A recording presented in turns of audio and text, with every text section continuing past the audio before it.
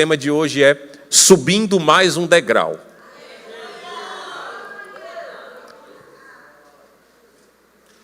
Subindo mais um degrau.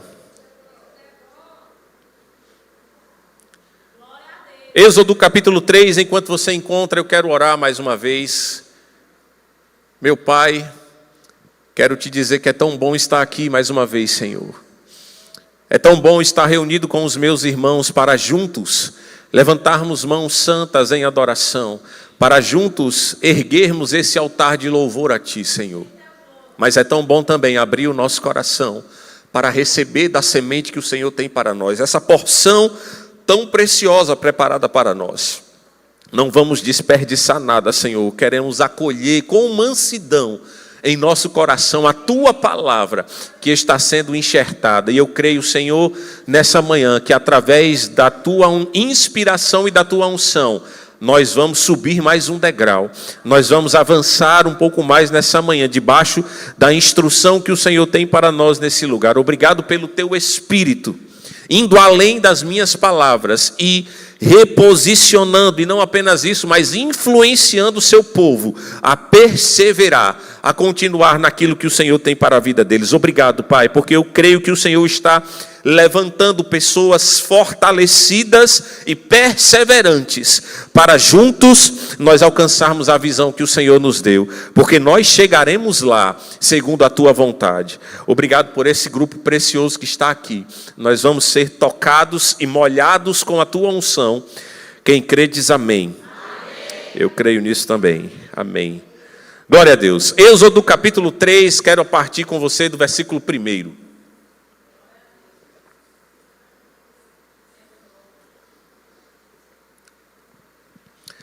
Êxodo capítulo 3, verso 1, a Bíblia diz assim: apacentava Moisés o rebanho de Jetro, seu sogro, sacerdote em Midian, e levou o rebanho atrás do deserto, e veio ao monte de Deus, a Horebe.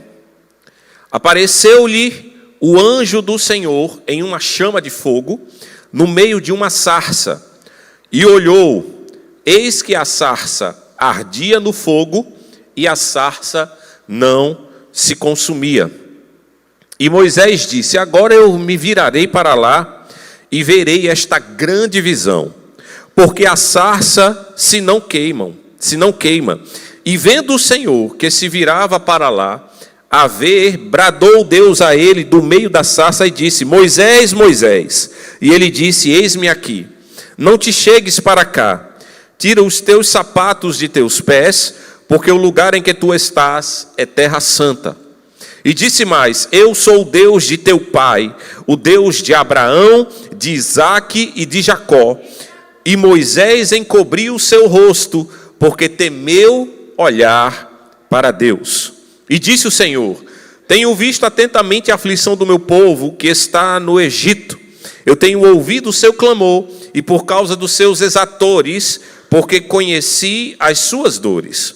Portanto, desci para livrá-lo da mão dos egípcios, e para fazê-lo subir daquela terra a uma terra boa e larga, uma terra que mana leite e mel. Eu quero parar por aqui na nossa leitura, começar a comentar esse texto com você. Sabe, irmãos, esse texto é muito famoso, muito conhecido, mas de uma riqueza, eu diria que gigantesca. E nós poderíamos trabalhar muitos assuntos, muitas coisas, mas eu vou seguir aquilo que o Senhor pôs no meu coração. A princípio, irmão, eu quero que você perceba o que Deus está dizendo aqui. Havia um plano divino de resgatar aquele povo daquela condição e colocá-los em uma nova condição. Havia um plano de Deus para trazer o povo da condição de escravos para a condição de livres. Mas é interessante que você percebe que Deus não simplesmente estalou o dedo e tudo aconteceu. Você percebe que para o cumprimento de um propósito, Deus sempre levanta alguém? Deus poderia apenas estalar o dedo e o povo de Israel sairia daquela condição se ele assim o quisesse. Afinal de contas, ele tem poder para isso.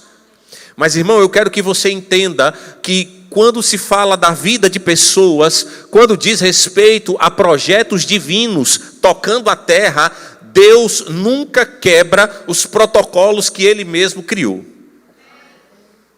Você acorda e diz, por que Deus simplesmente não faz as coisas na minha vida? Porque eu simplesmente não acordo e já não acordo cheio de riquezas, porque simplesmente eu não acordo e já acordo completamente transformado. As pessoas estão esperando um passe de mágica, as pessoas estão com uma expectativa de que não haja nenhum tipo de colaboração. Como Deus é todo poderoso, porque Ele simplesmente não faz. Tem muitas pessoas que têm essa expectativa falsa. Mas eu vou te dizer, irmão, o diabo também tem poder e ele também não pode simplesmente fazer. Ele precisa de alguém para fazer a maldade. Você não vai ver uma arma atirando sozinha por aí.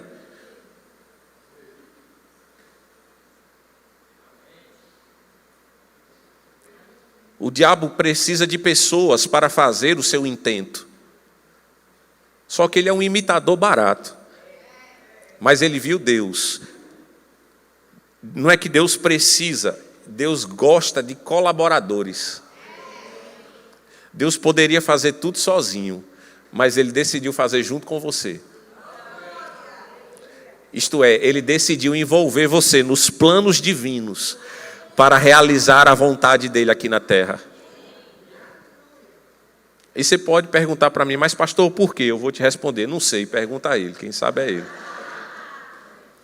Eu só sei que Ele decidiu fazer desse jeito. Eu só sei que Ele queria livrar um povo, irmã Adilza, de uma condição de escravo, mas Ele não simplesmente veio e derramou fogo do céu. Não, Ele disse, eu vou levantar alguém, e esse alguém vai ser o meu porta-voz. Sempre que Deus tem algo a fazer na terra, Ele vai contar com alguém. Sempre que Deus quer fazer algo novo na terra, Ele vai levantar uma pessoa, Ele vai chamar alguém, Ele vai compartilhar com alguém, porque Ele quer que o homem esteja envolvido nos seus planos.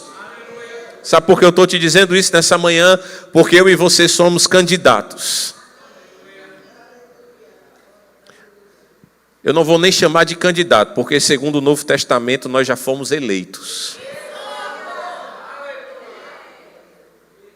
Fomos eleitos nele antes da fundação do mundo. Então você não é mais nem candidato. A votação já aconteceu e você foi eleito.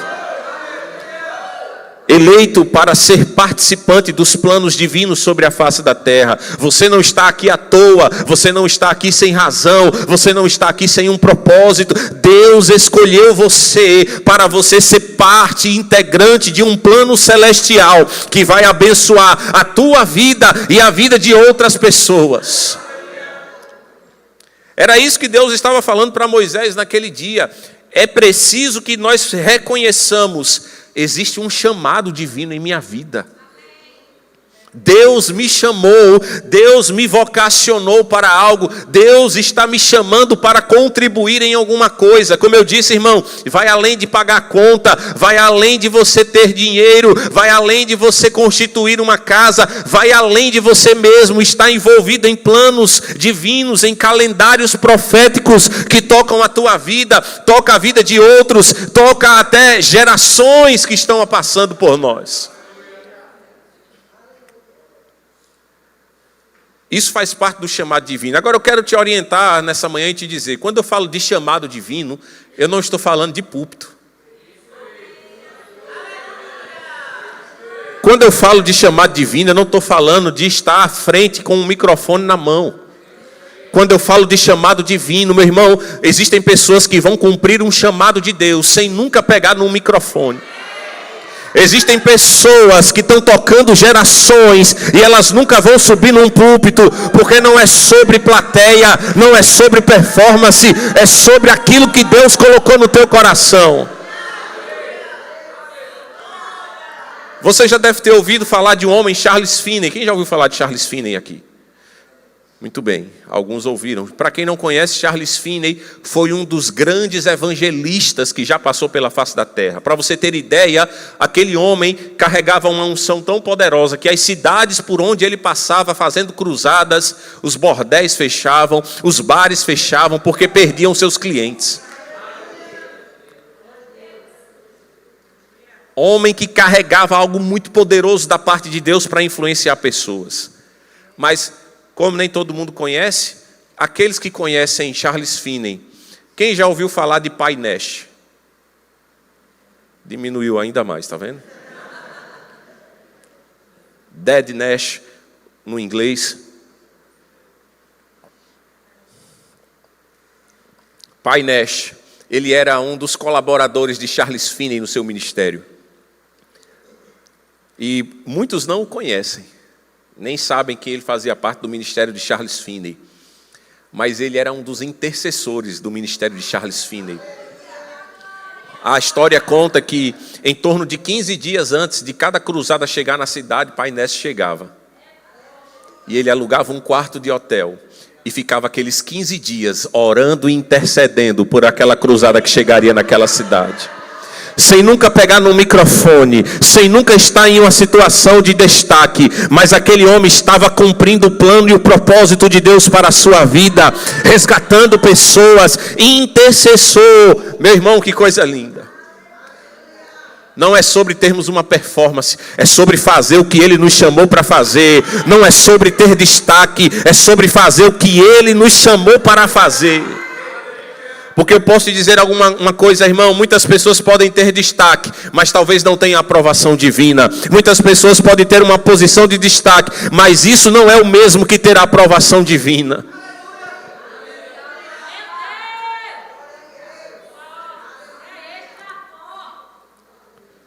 Aleluia. Mas existem aqueles que Deus chamou para estar no púlpito. Existem aqueles que Deus chamou para usar o microfone. E o que Deus quer não é engrandecer o nome destes, é fazer com que o nome deles seja engrandecido. Amém, meu irmão? Mas como eu estava dizendo, eu quero que você entenda que o chamado de Deus, ele não está atrelado a uma embalagem. O chamado de Deus não é restrito. Eu queria que Deus me chamasse como Moisés para conduzir algo. Meu irmão, nem todo mundo que foi chamado por Deus foi chamado para conduzir como Moisés foi.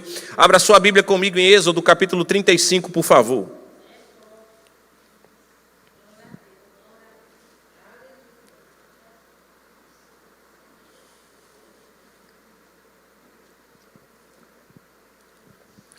Êxodo, capítulo 35.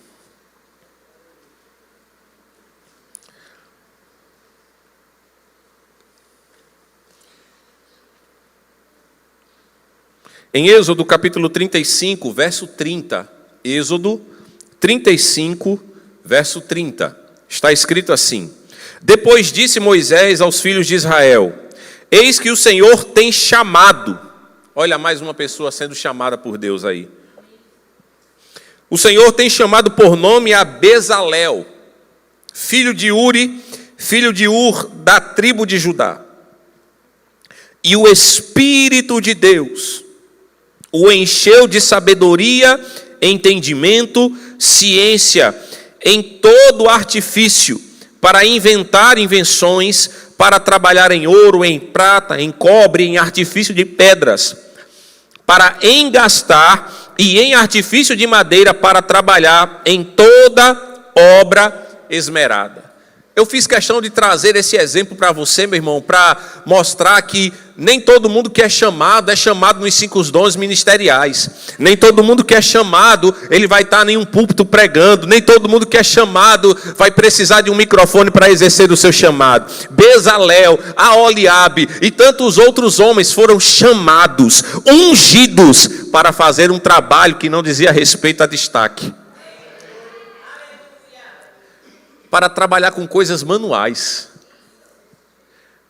E o que era aquilo? Não, aquilo ali é o que ele sabe fazer. Não, aquilo ali é o que Deus chamou ele para fazer. Enquanto eles estavam trabalhando no ouro, lapidando o ouro, construindo o templo, construindo o tabernáculo, eles estavam cumprindo o que Deus os chamou para fazer. Agora, se Bezalel quisesse assumir o lugar de Moisés, ia dar certo? Ou se Moisés quisesse fazer o que Bezalel estava fazendo, daria certo, meu irmão? Não, porque eles não foram chamados para isso. Eles foram chamados cada um para a sua obra, cada um para aquilo que Deus comissionou. Então cada um tem que assumir o seu lugar, assumir a sua posição e fazer o que Deus chamou para fazer. Eu vou te dizer uma coisa, Moisés era importante? Sim. Agora, sem Bezalel, ele conseguiria fazer tudo que Deus mandou fazer? Não, meu irmão. Então, cada um com o seu chamado, cada um com o seu comissionamento e cada um com a sua unção é extremamente importante para o que Deus está fazendo. Então não se sinta menor se no seu coração não arde subir num púlpito. Não se sinta inferior, porque talvez você nunca pegue no microfone. Deus tem algo compartilhado com você. Deus tem algo no seu coração. E que se você cumprir, você estará correndo a carreira que Ele propôs. Bezalel estava ali trabalhando, Bezalel estava ali contribuindo, Bezalel estava fazendo a sua obra e Deus estava junto com ele. Então cada um no seu lugar, Deus está cooperando, Deus está trabalhando e fazendo as coisas acontecerem. Então nós precisamos reconhecer o chamado de Deus em nossa vida. E como eu disse, às vezes Deus está lhe chamando para ajudar com as crianças. Ah, mas eu vou nada. Eu não tenho nem jeito com criança. Mas às vezes há algo no seu coração, lá no fundo, empurrando você, chamando você, e você não percebe. E você até se esconde. Mas, irmão, seja bem-vindo. Porque, veja, algumas pessoas podem pensar, mas se Deus aparecesse para mim numa sarça, eu responderia, se Deus aparecesse numa sarça na minha sala, dizendo, vá para a igreja de crianças, eu ia. Deus apareceu para Moisés numa sarça, e a resposta de Moisés não foi, eu vou não.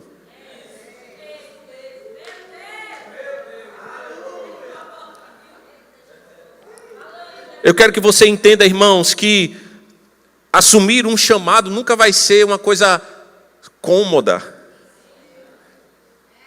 Ah, não, eu estou sem fazer nada. Eu estou de perna para cima. Então eu vou lá. Irmão, Deus não tem pacto com desocupado, não.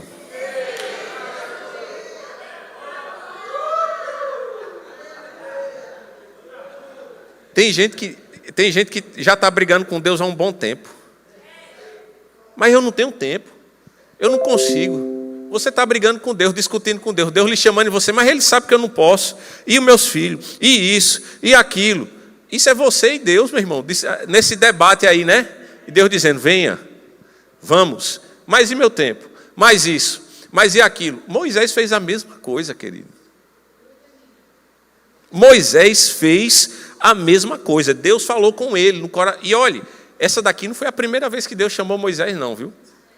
Se você ler anteriormente, a Bíblia diz que quando Moisés fugiu do Egito, ele já sabia em seu coração que Deus o havia chamado para cuidar do seu povo.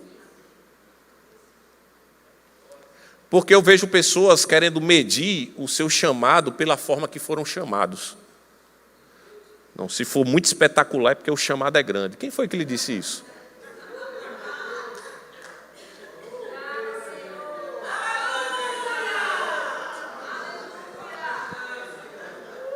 Talvez você nunca veja uma sarça ardendo,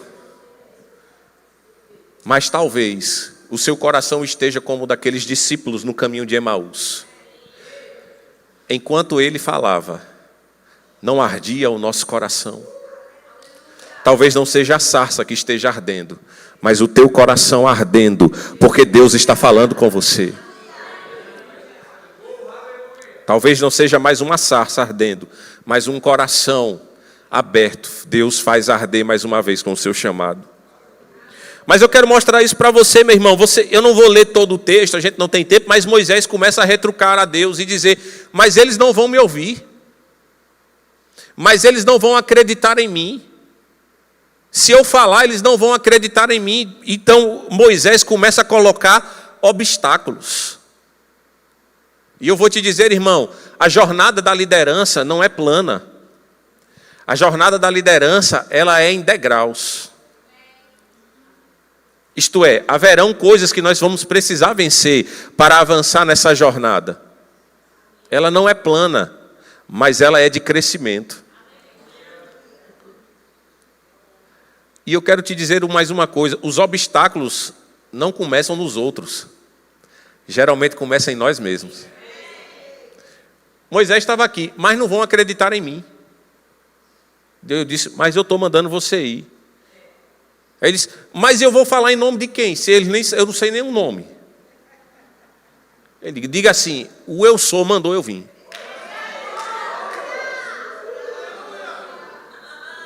Meu irmão, eu vou te dizer uma coisa, existem alguns obstáculos que nós enfrentamos a partir de nós, e eu quero nomear pelo menos 3 deles aqui. Primeiro, muitas vezes existe em nós um sentimento de incapacidade. Mas eu não sei fazer. Eu nunca fiz. Eu não sei fazer. Como é que eu vou fazer isso? Acaba existindo em nós um sentimento de incapacidade. Mas isso não é de todo ruim.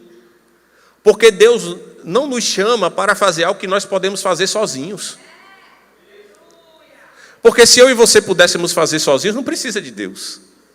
Não precisa de graça. Não precisa de unção. Teu braço faz.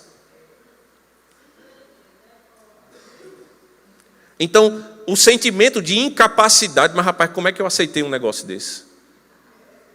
No que foi que eu me meti? Seja bem-vindo.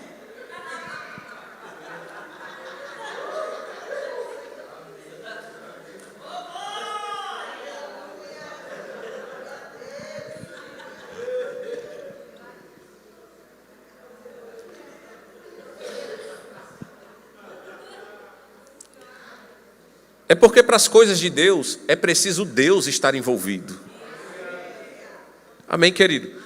Então nós nos sentimos incapazes e começamos a colocar esses obstáculos. Ah, mas eu não tenho. Ah, mas eu não posso. Ah, mas não vão dar crédito a mim. Ah, mas eu isso. Ah, mas eu aquilo. Mas, meu irmão, quando há um chamado divino, nós respondemos ao chamado de Deus. É a Deus que nós respondemos. É em obediência a Ele que nós vamos dar um passo. E eu vou te dizer, irmão, Deus não está escolhendo os preparados.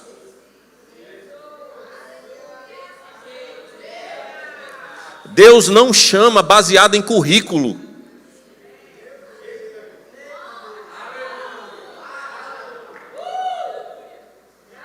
Deus chama segundo o seu propósito. Aí mais uma vez eu digo, mas por que Ele me chamou? Aí você tem que ver com Ele, irmão. Aí não é comigo não. Por que é que Ele me chamou? Eu não sei. Eu não sei porque Ele me chamou, eu só sei que Ele chamou. Como diria Chicó, eu não sei, só sei que foi assim. Mas independente da razão, irmão, você precisa entender, não é pelo um currículo, não é por quanta destreza você tem, não, é por aquilo que Ele está falando, é pelo chamado que Ele está realizando. Eu sei de uma coisa, a Bíblia diz claramente, Ele chama as coisas que não são como se já fossem. A Bíblia diz, Ele chama aqueles que parecem não ser nada, para confundir aqueles que se acham muita coisa.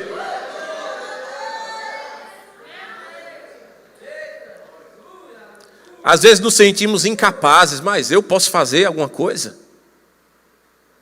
Você e Deus podem fazer muita coisa, porque somos dele cooperadores. Então veja, irmão, havia um sentimento de incapacidade, eles não vão me acreditar, eles não vão me ouvir. E ele tinha razão, se ele fosse sozinho.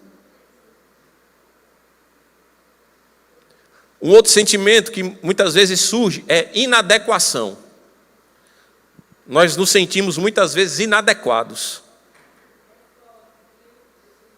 Irmão, eu vou te dizer, eu tenho certeza que você, no lugar de Deus, talvez não tinha chamado Moisés. Eu vou lhe dar uma razão para isso. Deus chamou Moisés para ser um porta-voz dele, sim ou não?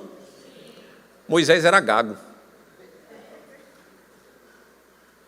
Agora me diga se tem lógica um porta-voz gago. Moisés tinha razão quando ele disse: Senhor, a minha língua é pesada, eu não sei falar direito, eu não sei me expressar direito.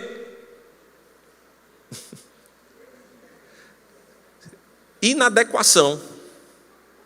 Talvez não sejamos adequados na nossa cabeça, mas, meu irmão, quando nós deixamos Deus influenciar a nossa vida, Ele vai nos mostrar e nos levar a lugares que a nossa capacidade não nos levaria. Ele vai nos colocar em ambientes que a nossa sabedoria não nos colocaria. Ele vai nos colocar no meio de coisas que o nosso salário não pagaria. Mas quando estamos em obediência a Ele não está atrelado à tua capacidade, Ele não está preso à tua capacidade, Ele só precisa de você, de alguém natural, de alguém comum, mas com o coração aberto para fazer coisas extraordinárias.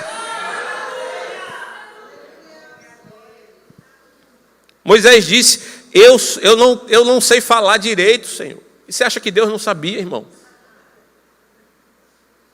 Você acha que Deus não sabe das suas dificuldades? E você parou para perceber que Ele continua insistindo em você?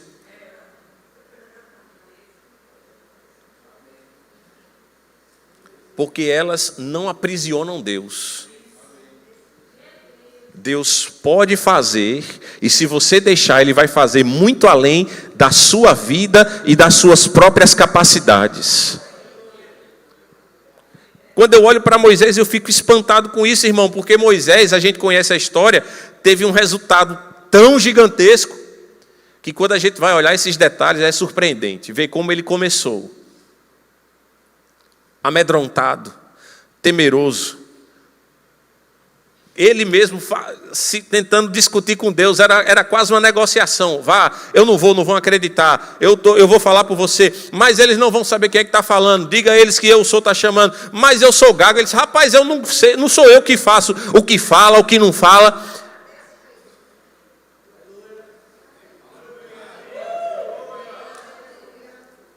Até quando você vai ficar quebrando o braço com Deus? Até quando você vai ficar resistindo ao chamado que Deus colocou na sua vida?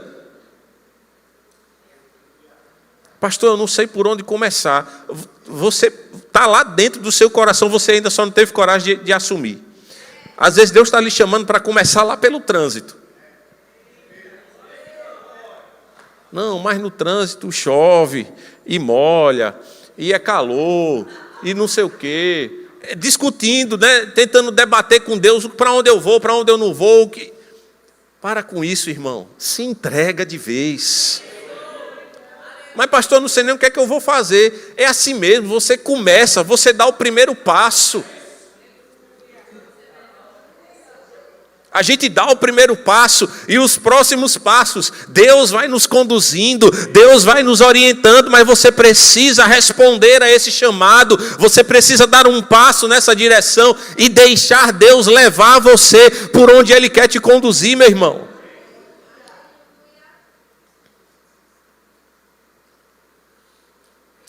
E por último, sem os recursos necessários.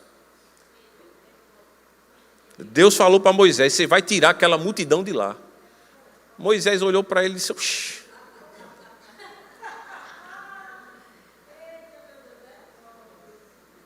Veja aí comigo, capítulo 4, versículo 1. Então respondeu Moisés e disse: mas eis que não me crerão, nem ouvirão a minha voz, porque dirão: o Senhor não te apareceu. E o Senhor disse-lhe: o que é isso na tua mão? Ele disse: uma vara. Então ele disse: jogue ela na terra. A gente está procurando coisas a que a gente vai se apegar. Não, Deus sabe que quando eu tiver mais tempo, eu vou contribuir. Eu vou me envolver mais. Não, Deus sabe que quando os meninos crescerem, eu vou me envolver mais. Não, Deus sabe que quando isso acontecer, a gente se considera sem recursos suficientes para se envolver, para responder ao chamado de Deus. Mas Deus diz assim: o que é que está na tua mão hoje? O que é que você tem na sua mão agora? Não é daqui a 10 anos, não é daqui a 5 anos, não. É por onde nós podemos começar hoje. O que é que você pode entregar hoje? O que é que está disponível em sua mão agora? Aí você pode achar o que você tem muito pequeno, ou muito pouco, mas eu só tenho 15 minutos. 15 minutos na sua mão é pouco, mas 15 minutos na mão de Deus. O pouco que para você parece pouco hoje, Ele só está dizendo, me dê. Entregue a mim o pouco que você acha que você tem hoje. Moisés tinha uma vara. O que é que uma vara vai fazer para libertar um povo, irmão? O que é que uma vara pode fazer para libertar mais de 1 milhão de pessoas contra um dos maiores governos que a terra já teve, que foi o governo egípcio? Mas foi com aquela mesma vara que ele tocou o mar e o mar se abriu.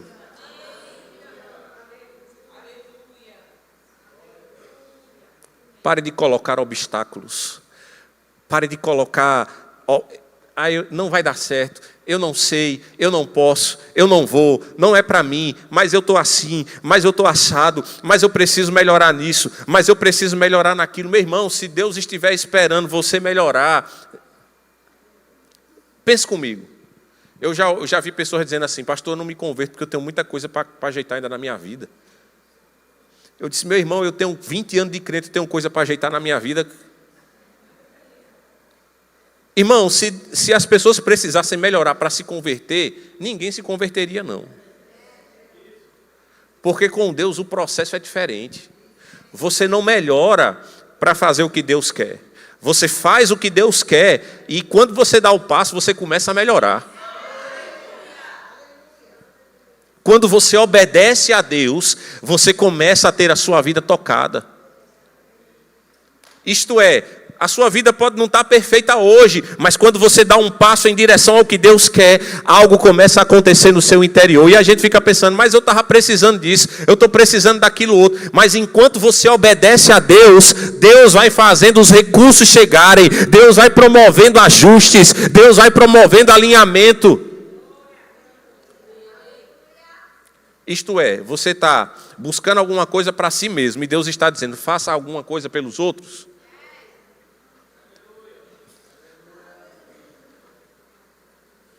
Parece um contrassenso, mas eu vou tem um mistério aí. Vou usar a linguagem assembleana. Tem um mistério aí, irmão. Tem um mistério aí, ó. Enquanto você está procurando o seu, Deus está dizendo, ajude os outros.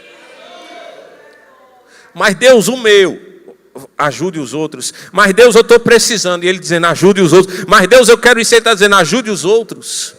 O que você não sabe é que enquanto você está promovendo a vida de outros, Deus está comprometido em promover a sua. Enquanto você está contribuindo com os outros, Deus está trabalhando pela sua vida. E enquanto você serve, Deus estará suprindo as suas necessidades. E enquanto você serve, não ficará nada fora do lugar. Enquanto você serve, não apenas preocupado consigo, não apenas preocupado com o seu bem-estar, mas muitas vezes abrindo mão do seu bem-estar, abrindo mão de coisas lícitas por amor ao próximo, para contribuir com a vida do outro. Quando você olhar, você estará suprido, você estará renovado. Deus não deixará nada faltar sobre você.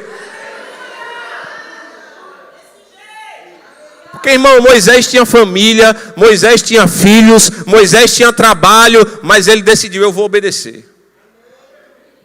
Eu me lembro, irmão, Pedro olhou para Jesus e disse assim, e nós vamos ganhar o quê? Largamos casa, família, para te seguir. Jesus disse, muito bem, eu vou te dizer o que é que você vai ganhar. Você vai ganhar 100 vezes mais de paz, de famílias, de amigo, e não é lá no céu não, vai começar é por aqui na terra. Nunca será prejuízo servir a Deus. Nunca será prejuízo colocar Deus em primeiro lugar. Nunca será prejuízo servir a Deus, mesmo às vezes cansado, mesmo às vezes sem entender. Mas quando nós servimos a Deus, Ele promoverá restituição, Ele promoverá indenização, Ele promoverá provisão. Os recursos não faltarão.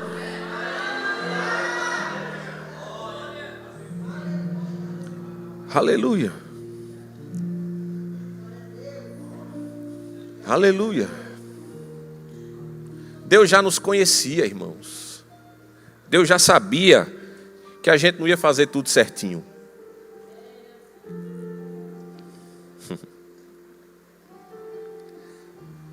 Mas o que eu acho lindo é exatamente isso.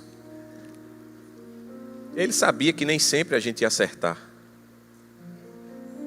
Foi por isso que Ele proveu antes todos os ajustes necessários. Perdão, reposicionamento, reorientação. Mas Ele está pedindo para te lembrar. Ele está pedindo não, que Ele não me pede nada, Ele manda. Ele está falando com você nessa manhã. Abre o teu coração. Abre o teu coração. Porque eu quero usar você. Abre o teu coração. Porque Ele vai usar você, meu irmão, para viver esse tempo novo. Abre o teu coração. Mas eu tenho pouco tempo. Abre o teu coração. Mas eu tenho muito tempo. Abre o teu coração para viver esse novo tempo que Ele tem colocado sobre nós. Existe algo a ser feito, existe algo que Deus está fazendo nesses dias sobre esta casa, sobre esta comunidade.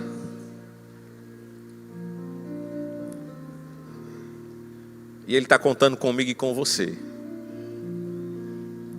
chamando-nos. Como eu disse, irmão, talvez eu não lhe chame aqui na frente e eu aponte o dedo profético na sua cara para dizer que você é chamado. Mas você sabe no seu coração que Deus tem falado com você. Existe um ardor que permanece no seu coração. Existe algo que não lhe deixa. Existe algo que você às vezes está no trabalho e você lembra, rapaz, eu podia fazer isso. Eu vou lhe dar uma dica. Isso pode estar perto de você, acontecendo perto de você. Quando você vê uma dificuldade na igreja, rapaz, a igreja, será que o pastor não está vendo que a igreja precisa melhorar naquilo ali não? Isso pode ser um indício de que Deus está te chamando para ajudar justamente naquela área. Como diria pastor Edilson, Deus nunca mostra, digamos assim, o lixo a quem Ele não deu a pá. Justamente aquela área que mais lhe incomoda. Será que o pastor não está vendo isso não, rapaz? Esse negócio não pode continuar desse jeito não. É exatamente. E Deus quer usar você para ajustar justamente essa área que está precisando de ajuda. Será que não tem ninguém vendo esse problema aqui não? Tem, você. E Deus quer usar você para ajustar aquela dificuldade, aquele problema. Mas logo é você mesmo. Mas eu não sei fazer. Mas Deus está chamando você.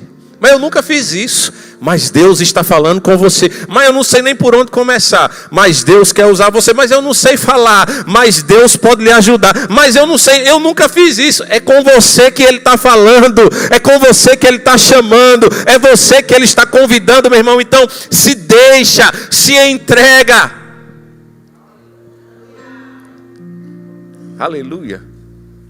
E assim nós caminhamos nessa jornada de liderança, subindo mais um degrau. Eu creio, Senhor, eu posso não saber como, mas eu recebo.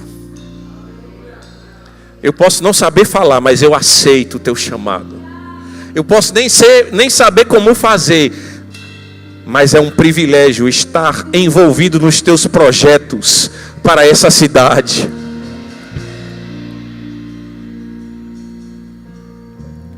Nós podemos parecer pequenos hoje, irmão. Mas o que Deus está fazendo nesse pequeno grupo, Ele está mirando a cidade. Esse pequeno grupo que nós somos hoje, Deus está mirando a cidade e a região. E começamos assim, com um pequeno grupo, afogueado, muitas vezes incapaz, muitas vezes inadequado, mas que decidiu colocar o pé nas águas. Vou concluir falando isso para você. Pedro e os outros discípulos estavam no barco. E no meio de uma tempestade, Jesus veio caminhando sobre as águas. Todos eles ficaram com medo, mas Pedro disse assim: Mestre, se és tu, manda uma palavra e eu vou caminhar pelas águas. Sempre vai ter uns ousados no meio da equipe. Sempre vai ter alguns que... Oh, aleluia. Mas eu quero te lembrar, Pedro era bruto, brabo, língua solta, não tinha papa na língua. Ele ainda estava muito longe de tudo que ele ia viver. E Jesus disse assim para ele: não, quando você melhorar, eu libero. Foi isso que Jesus disse? Não. Do jeito que tu tá, como você tá agora, vem. Mas pastor, tem que ter muita, mas tem que fazer. Não, do jeito que você tá, vem. Pedro não quis nem saber. Ah, eu tenho que melhorar isso. Todo mundo tem que melhorar. Mas o chamado é para agora. Mas o que eu tenho para fazer começa agora. Mesmo tendo que melhorar.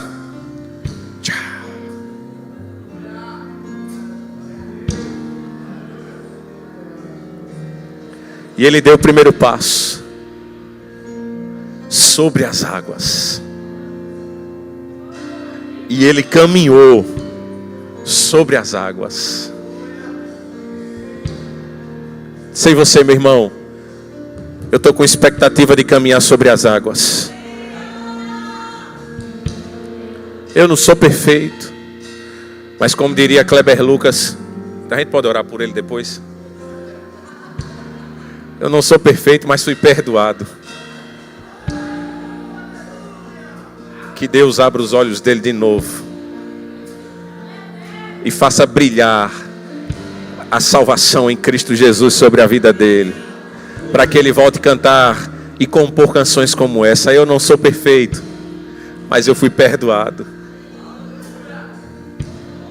Colocar os pés. Eu não sou adequado, irmão, eu sou inadequado. E eu concluo dizendo para você: Deus continua chamando os improváveis ainda hoje.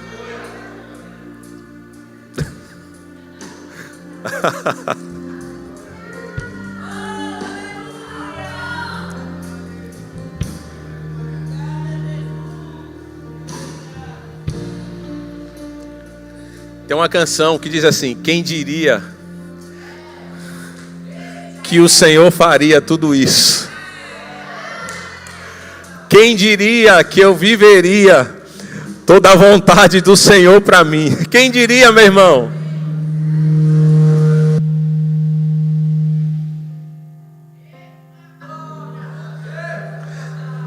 Aleluia. Talvez a sua família não diria, talvez os seus amigos não diriam, mas ele escreveu bem direitinho. Ele está lá dizendo, eu poderia dizer que ele responde dizendo, eu diria. E eu vou dizer para você, tem muito mais que você ainda nem começou a viver ainda. Tem muito mais que você não começou a andar ainda. Tem muito mais para a gente viver ainda, é só o começo. Mas como disse Paulo em Filipenses, aquele que começou a boa obra, só está começando, irmão. Só está começando. Aquele que começou a boa obra, Ele há de aperfeiçoá-la, Ele há de completá-la.